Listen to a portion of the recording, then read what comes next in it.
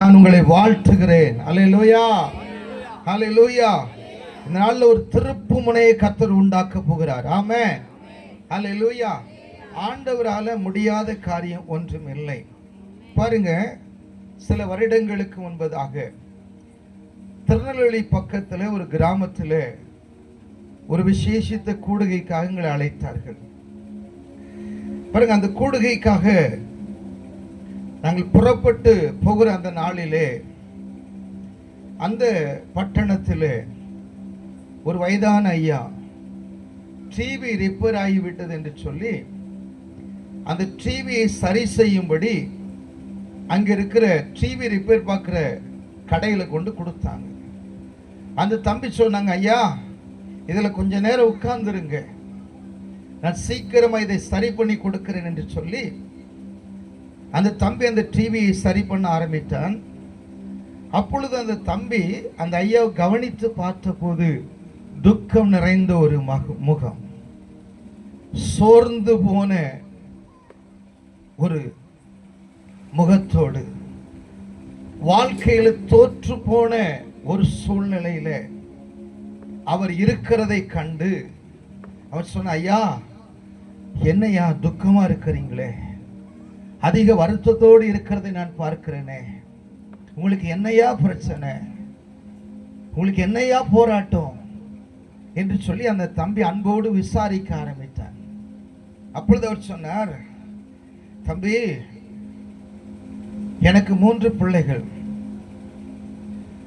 2 பெண் பிள்ளைகள், ஒரு பையன். மூத்த மகளுக்கு 15 வயதுல பில்லி சுனியத்தினாலே மந்திரவாதத்தினாலே ஒரு பாதிப்பு உண்டானது. எப்போ அவளுக்கு விரோதமாய் அந்த பெல்லி சுனியத்தினால் மந்திரவாதத்தினால் பாதிப்பு உண்டானதோ அந்த நாளில் இருந்து அவள் அலற ஆரம்பிக்கிறார். இரவு நேரத்தில் செவ்வா வெள்ளி ஆனா தன்னுடைய வஸ்திரத்தை கழட்டி போட்டு தெருவில் ஓடுறா.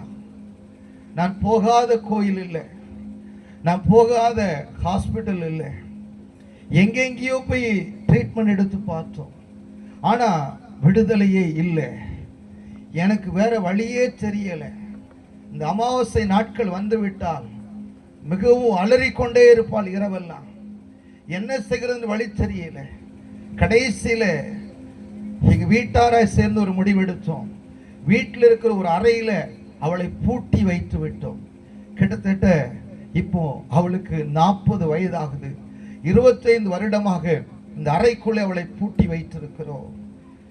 இப்போ கொஞ்ச நாட்களாக அடிக்கடி எனக்கு நெஞ்சு வலி வருது, உடல்நிலை சரியில்லாமல் போகிறது, அதான் நான் மரித்து போயிட்டா, என் மூத்த மகளை யார் பார்ப்பாங்கங்கிற ஒரு கவலை அழுத்தி கொண்டிருக்குது அப்படின்னு அந்த ஐயா சொன்ன உடனே அந்த தம்பி சொன்னாங்க, இன்றைக்கு இந்த பட்டணத்துல ஒரு விசேஷித்த ஒரு ஜப கூட்டம் இருக்குது, மதுரை பட்டணத்துல இந்த மாதிரி ஊழியக்காரங்க வர்றாங்க, நீங்க அந்த கூட்டத்துக்கு போய் பாருங்க, நிச்சயமா ஒரு அற்புதத்தை பார்ப்பீங்கன்னு அந்த தம்பி சொல்ல அவங்க சொல்லி இருக்கிறாங்க, அட போப்பா, நான் போகாத இடம் இல்லை, 25 வருஷமா கிடைக்காத ஒரு விடுதலை இன்னைக்கு கிடைச்சிருமா எனக்கு அப்படின்னு சொல்லி கேட்க இவன் திரும்ப திரும்ப இந்த தம்பி திரும்ப திரும்ப சொல்லி இருக்கிறான், ஐயா நீங்க போய் தான் பாருங்களேன், நீங்க போய் தான் பாருங்களேன் அந்த கூட்டத்துக்கு என்று சொன்ன உடனே அந்த ஐயா வீட்டுக்கு வந்துட்டாரு.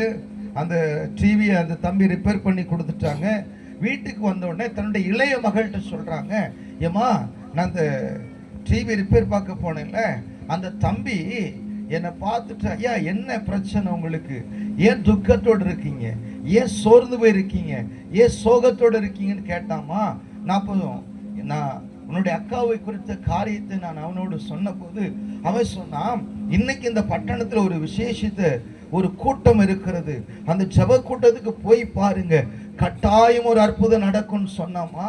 ஆனா அவன் சொல்ல சொல்ல எனக்குள்ள என்னவோ தெரியல ஒரு ஆறுதல் எனக்கு வந்ததுமா என்று சொன்ன உடனே அந்த இளைய மகள் சொன்னாப்பா, இன்னைக்கு அந்த கூட்டத்துக்கு நாம போகலாம், என்று சொன்ன உடனே அந்த கூடுகைக்கு அந்த தகப்பனாரும் இளைய மகளும் புறப்பட்டு வந்திருந்தார்கள். பாருங்க, அந்த நாளில் ஆண்டுடைய வல்லமை பெரிதாய் வெளிப்பட துவங்கினது. கர்த்தருடைய மகிமை பெரிதாய் அந்த மைதானத்தில் இறங்க ஆரம்பித்தது. பாருங்க, ஆண்டவராய் கர்த்தர் சொன்னார், இன்றைக்கு 40 வருஷ சிறையிருப்பா இருந்தாலும், 25 வருஷ சிறையிருப்பா இருந்தாலும், 52 வருஷ சிறையிருப்பா இருந்தாலும், எத்தனை ஆண்டு கால சிறையிருப்பா இருந்தாலும், அந்த சிறையிருப்பின் என்று இந்த நாளில் வந்திருக்கிற உங்களை நான் விடுதலையாக்குவேன் என்று தேவனாய் கர்த்தர் அந்த ஜனத்தோடு பேசி கொண்டிருந்தார். பாருங்க, அவங்க ஆவலோடு கூட வாஞ்சியோடு கூட ஆண்டோடைய வார்த்தையை கேட்டுக்கொண்டே இருந்தார்கள். பாருங்க, கடைசி ஜப நேரம் வந்தது. கர்த்தர் சொன்னார், என் மகிமையை என் பிள்ளைகள் மேல வச்சு அனுப்புறேன், என் வல்லமையை வந்திருக்கிற ஜனங்கள் மேல வச்சு அனுப்புறேன், என்னுடைய மகிமையின் ஒளியை வந்திருக்கிறவங்க மேல வச்சு நான் அனுப்புறேன். இவங்க வீடுகளுக்கு திரும்பி போவாங்க. அவங்க போகும்போதே வழியிலேயே அற்புதங்கள் நடக்க ஆரம்பிக்கும். அவங்க வீட்டுக்குள் பிரவேசிக்கும் போது என் வெளிச்சம், என் மகிமை அந்த வீட்டுக்குள் கடந்து போகும். அங்க இருக்கிற மந்திர வல்லமைகள் அழியும், அங்க இருக்கிற போராட்டங்கள் நீங்கும், அங்கே ஒரு பெரிய வெற்றி உண்டாகும் என்று தேவனாய் கர்த்தர் சொன்னார். ஹல்லேலூயா, ஹல்லேலூயா. கர்த்தருடைய மகிமை பலமாய் இறங்க ஆரம்பித்தது. பாருங்க, அந்த தகப்பனுக்கும் இளைய மகளுக்குள்ளும் ஒரு பெரிய ஆறுதல், ஒரு பெரிய சந்தோஷத்தோடு அவர்கள் வீடுகளுக்கு புறப்பட்டு போறாங்க.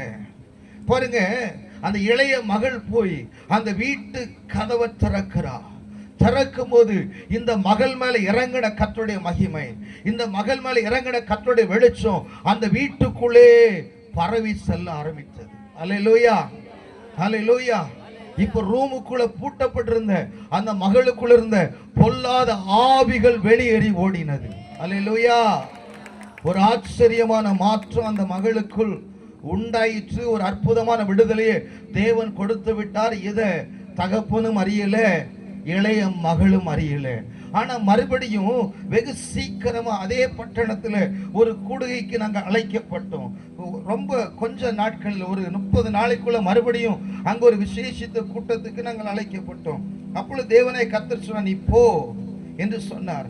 ஆனபடினா நாங்கள் புறப்பட்டு போனோம். பாருங்க, அந்த நாளில் அந்த டிவி ரிப்பேர் பார்க்கிற தம்பி அந்த ஐயாவுக்கு போன் பண்ணி, ஐயா மறுபடியும் இந்த பட்டணத்துல ஒரு விசேஷித்த ஜெப கூடுகை இருக்கு, மதுரை பட்டணத்துல அந்த ஊழியக்காரங்க வர்றாங்க அப்படின்னு சொல்லி இருக்கிறான்.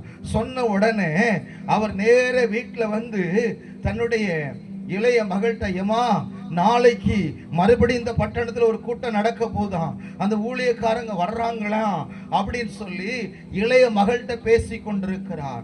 பாருங்க, இத ரூமுக்குள்ள பூட்டப்பட்டிருக்கிற அந்த மகள் கேட்டு கொண்டிருக்கிறார். பாருங்க, இரவு 10 மணிக்கு இந்த வயதான தகப்பனும் இளைய மகளும் என்ன செய்யறாங்க, மூத்த மகளுக்கு ஆகாரம் கொடுக்கும்படி அந்த கதவை திறந்து கொண்டு உள்ள போறாங்க.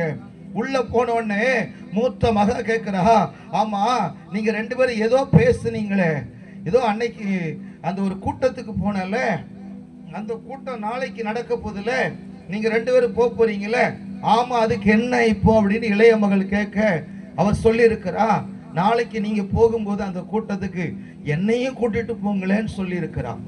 அல்லேலூயா. இப்ப இந்த தகப்பனுக்கு இளைய மகளுக்கு ஒரு ஆச்சரியம். இவ்வளவு நாள் இவ்வளவு தெளிவா பேசாத மகள் எப்படி இவ்வளவு தெளிவா பேசுறா?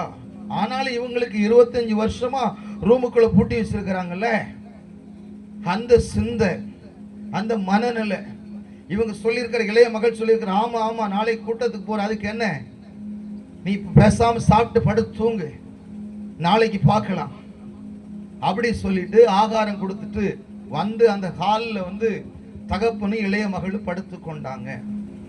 காலையில ஒரு 5 மணி இருக்கும். இந்த தகப்பனார் விழித்து கொள்ளுகிறார். அப்படி விழித்து கொள்ளும் போது அந்த அறையில அங்க இருக்கிற ஒரு சேர்ல ஒரு ஆபீசர் போல இளைய மகள் குளித்து ஆயத்தமாகி நல்ல வஸ்திரத்தை உடுத்தி தோல்ல ஒரு பேக்கை போட்டுட்டு, எப்படா அப்பா எழும்புவாரு, எப்படா தங்கச்சி எழும்புவா, இன்னைக்கு அந்த கூட்டத்துக்கு நம்ம போகணுமேன்னு குளித்து ஆயத்தமாகி ஒரு ஆபீசர் மாதிரி உட்கார்ந்து இருக்கிறாங்க. திடீர்னு கண்விழித்த அந்த தகப்பனாருக்கு, யாரது பூட்டி இருக்கிற வீட்டுக்குள்ள, யாரது, யார் அங்க உட்கார்ந்து இருக்கிறா, யாரது அப்படின்னு சத்தம் போட்டு, இவர் யாரோ திருட வந்துட்டான் போல அப்படின்னு அலறி கொண்டு எழும்புறார். அந்த சத்தத்தை கேட்டு இளைய மகள் எழும்புறார். யாரு, யார் அங்க உட்கார்ந்து இருக்கிறா? இப்பதான் இந்த மூத்த மக சொல்ற, அப்பா நான் உங்க மூத்த மக தான். மூத்த மகளா? என்ன அவளை ரூம்ல எல்லாம் வச்சு பூட்டி வச்சிருக்கிறோம். இல்லப்பா, உடனே லைட்டை போட்டாங்க. பார்த்தா நம்ம மகளா இது. ஒரு ஆபீசர் போல நல்ல குளித்து நல்ல வஸ்திரங்களை உடுத்தி, 25 வருஷத்துக்கு முன்னாடி அப்படி பார்த்தது இப்ப 25 வருடம் கழித்து ஒரு ஆச்சரியமான மாற்றம் அப்படி மூத்த மகளுக்குள்ள. இப்ப மகள் சொல்றா, அப்பா நீங்களும் தங்கச்சியும் நைட் எனக்கு சாப்பாடு கொடுக்கும் போது இரவுல கதவை பூட்ட மறந்து வந்து படுத்து தூங்கிட்டீங்கல்ல, அதான காலையிலே எழுந்து ரெடியாகி அந்த கூட்டத்துக்கு போறதுக்காக ரெடியா இருக்கிற. நீங்க போன முறை அந்த கூட்டத்துக்கு போயிட்டு வந்தீங்கல்ல, தங்கச்சி வந்து கதவை திறந்தால, அப்போ தங்கச்சி கிட்ட இருந்து ஒரு வெளிச்சம் அந்த அறைக்குள்ளே பாய்ந்து வந்தது. அந்த வெளிச்சம் வந்த உடனே ஒரு கருப்பு உருவம் என்னை விட்டு விலகி போனதை நான் கண்டேன். அன்னைக்கே நான் விடுதலை ஆயிட்டேன் தெரியுமா? அல்லேலூயா, இயேசு எனக்கு அற்புதம் செய்து விட்டார் என்று அந்த மகள் சொன்னார். அல்லேலூயா, அல்லேலூயா. எனக்கு அன்பான தேவனுடைய ஜனமே,